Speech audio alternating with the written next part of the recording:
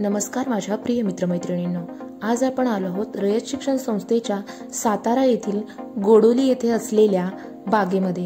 या ठिकाणी आपण यापूर्वी अनेक व्हिडिओ बनवलेले आहेत आणि आज आपण पुन्हा एकदा या ठिकाणी आलो आहोत।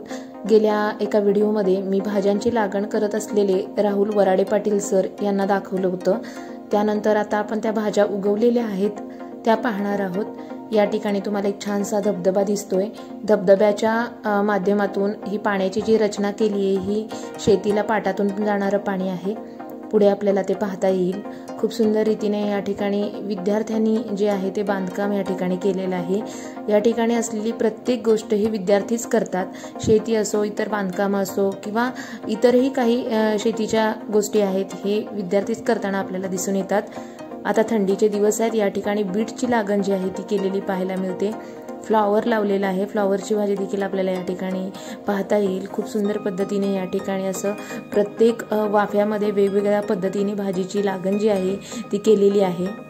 एका विशेष आकाराच्या शेतावर विविध प्रकारच्या भाज्या या ठिकाणी घेण्यात आलेले असतात। या ठिकाणी शिक्षकांचं जे कौशल्य आहे ते दिसून येतं, तसंच विद्यार्थ्यांची मेहनत पाहता येते। या ठिकाणी फ्लॉवर झाल्यानंतर लगेचच कोबीची लागण आपल्याला पाहता येते। सायंकाळची वेळ असल्यामुळे महिला या ठिकाणी वॉकिंगलाही येतात आणि भाजी खरेदीसाठी देखील येतात। त्यामुळे या ठिकाणी भाजी खरेदीसाठी आलेल्या महिला आपल्याला पाहता येतील। भेंडीची लागण जी आहे ती या ठिकाणी केलेली आहे। भेंडी लहान आहे आता, कारण भाजीची लागण करून अगदीच काही दिवस झालेले आहेत, त्यामुळे उगवलेल्या भाज्या आहेत त्या आपल्याला पाहता येत आहेत। या ठिकाणी गवार लावलेली आहे। गवारचे काही वाफे आहेत ते आपल्याला पाहता येत आहेत। खूप सुंदर पद्धतीने विद्यार्थ्यांनी दिवसभर काम केल्यानंतर सायंकाळी घरी जाण्याआधी शेताला पाणी द्यायला सुरुवात केलेली आहे। त्यामुळे आपल्याला धबधब्याच्या माध्यमातून ते खाली येणारं पाणी जे आहे ते पाटातून शेतातले जे पिकं आहेत त्या पिकांकडे जाताना आपल्याला दिसून येत आहे। या ठिकाणी मेथीची लागण केलेली आहे। परवा जो मी व्हिडिओ टाकला होता त्या व्हिडिओमध्ये वराडे पाटील सर जे आहेत ती मेथीची लागण करत असलेले आपल्याला दिसून येत होते। मेथी, शेपू आणि इतर पालेभाज्या ते लावायला लागले होते आणि आता जी त्यांनी टाकलेली मेथी आणि शेपू वगैरे इतर भाज्या आहेत, करडई आहे यामध्ये, तर ती या ठिकाणी उगवलेली दिसून येते। घेवडा टोकलेला आहे। घेवडा अजून आलेला दिसत नाहीये, परंतु आपल्याला पुढच्या व्हिडिओमध्ये तो घेवडा देखील पाहता येईल। या ठिकाणी महिन्याने, 15 आठवड्याने आणि वेगवेगळ्या विशिष्ट कालावधीनंतर भाज्यांची लागण असो किंवा इतर कामं असो त्यातली जी विविधता आहे ती पाहता येते। अगदी 3-3 महिन्याच्याही काही भाज्या असतात त्या देखील घेतलेल्या पाहायला मिळतात। महिन्यांच्या अंतराने येणारी काही छोटी मोठी पिकं आहेत ती घेतलेली पाहता येतात। तसेच 6-6 महिने चालणारी विविध पिकं आहेत ती देखील घेतलेली या ठिकाणी पाहता येतात। हा जो विद्यार्थी आहे तो आता संध्याकाळची वेळ आहे आणि महिला भाजी घ्यायला आल्यामुळे मेथी आणि कोथिंबिरीच्या पेंड्या बांधताना आपल्याला दिसून येतो। या ठिकाणी टोमॅटोची लागण केली आहे। महिन्याभरापूर्वी या ठिकाणी टोमॅटोची झाडं होती।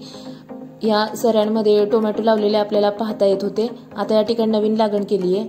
आम्ही जवळजवळ 15 वर्षापासून या बागेत येतोय कंबाशिका योजनेच्या भाजी न्यायला। भाज्यांची टेस्ट खूप छान आहे। म्हणजे बाहेरच्या जर भाज्यांशी तुलना केली तर इथल्या भाज्या चवीला तर आहेतच चांगल्या, कारण इथं सेंद्रिय खतं वापरली जातात किंवा गाईचं शेण वगैरे किंवा खताचा वापर कमी आहे। त्यामुळे भाज्यांची टेस्ट खूप छान आहे इथल्या। रेट बघितले तर बाहेरच्या मार्केट सारखेच रेट आहे तिथे पण, आणि दर 3-3 महिन्यांनी वेगवेगळ्या भाज्या आम्हाला इथे खायला मिळतात। एका वेळी आम्हाला 3 ते 4 प्रकारच्या भाज्या एका वेळेला आम्ही खरेदी करू शकतो। आम्ही या बागेच्या अगदी जवळ राहतो, त्यामुळे आम्ही रोज या बागेत आमची फेरी असते। रोज आम्हाला इथं भाज्या न्यायला लागतात। सातारमधल्या ज्या भाज्या असतात त्या शिळ्या झालेल्या असतात किंवा काल तोडलेल्या असतात। इथं मात्र आम्हाला रोज ताजी फ्रेश भाजी मिळते। शिका योजनेतील जी मुलं आहेत ती अतिशय प्रामाणिक आणि कष्टाळू आहेत। जेव्हा जेव्हा आम्ही भाजी न्यायला येतो तेव्हा कुठल्याही प्रकारची भाजी मागू द्यात लगेच आम्हाला विनम्र तत्पर सेवा मिळते। म्हणजे आमची घरची मुलं कसं एक स्वतःचा पाण्याचा तांब्या स्वतः घेऊन बसू शकत नाही, पण या मुलांच्याकडे पाहिलं की खरंच त्यांचं कौतुक करावं असं वाटतं की सकाळी कॉलेज करून परत संध्याकाळी 2 नंतर इथं दिवस कष्ट करत असतात, वेगवेगळ्या भाज्या लावतात आणि आलेल्या ग्राहकाला विनम्र तत्पर सेवा देतात। गेली 15 वर्ष झालं आम्ही भाजी घ्यायला येतो। आम्ही खरं म्हणजे वॉकिंगला पण येतो आणि भाजी पण न्यायला येतो। भाजी बाहेर बघितली तर खूप महाग मिळते, इथं त्या तुलनेत बघितलं तर स्वस्त मिळते भाजी तशी, आणि नैसर्गिक पद्धतीने खतं तयार केलेली असतात। सैनिक खते म्हणजे नसतं, त्याला सेंद्रिय पद्धतीने तयार केलेली आरोग्याच्या दृष्टीने ही भाजी चांगली आहे, चवीला चांगली आहे आणि आम्हाला स्वच्छ हवा पण मिळते, त्यामुळे आम्ही दररोज म्हटलं तरी इथून भाजी घेऊन जातो। वर्षानुवर्ष या ठिकाणी महिला ज्या आहेत त्या भाजी घ्यायला आलेल्या आपल्याला भेटत असतात। अनेक वर्ष या बागेची परंपरा आहे। इथे घेतलं जाणारं जे उत्पन्न आहे ते चांगल्या क्वालिटीचं असल्यामुळे या ठिकाणी महिला वर्षानुवर्ष भाजी घ्यायला येतात। दर दिवशी संध्याकाळी आपल्याला अशा 15-18 वर्षापूर्वीपासून येणाऱ्या महिला ज्या आहेत ना त्या भेटू शकतात आणि खूप छान वाटतं। सायंकाळची वेळी या ठिकाणी शुद्ध हवा मिळावी यासाठी शहरात राहणारे ज्या महिला आहेत ते या ठिकाणी फिरण्यासाठी येतात। शहरापासून अगदी जवळच्या अंतरावर असल्यामुळे या ठिकाणी महिला सहज भाजी उपलब्ध होत असल्यामुळे घ्यायला आलेल्या दिसून येतात।